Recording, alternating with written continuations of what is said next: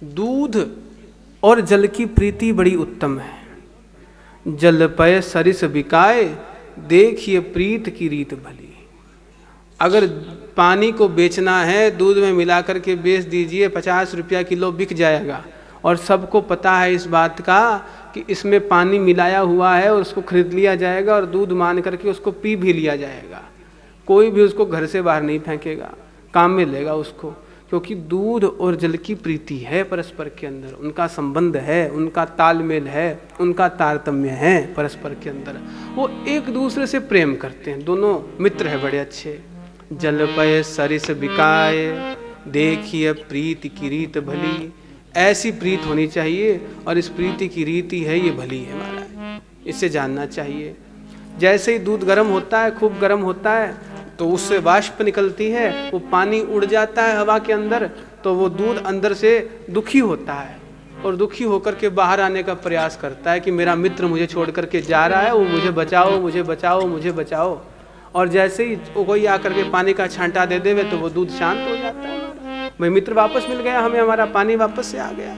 दोनों की प्रीति है, दोनों का मिलन है, दोनों बड़े आनंदित होती है एक दूसरे से मिल करके। जलपय सरिस बिकाए, देखिए रीत की प्रीति भली। और विलग होय फट जाए, पड़त खटाई कपट पुनी। और उसी दूध के अंदर मान लीजिए नींबू की खटाई डाल दो तो वो क्या बन जाएगा, वो पता नहीं क्या बन जाएगा, और छेना भी नहीं रहेगा, वो पता नहीं क्या ही बन जाएगा। छेना बनाने के लिए भी उसमें कुछ ना कुछ डालना पड़ेगा, तब जाकर के छेना तैयार होगा, पनीर तैयार होगी। वो ऐसे किसी काम का ही नहीं है, वो फट जाएगा, परेशान हो जाएगा।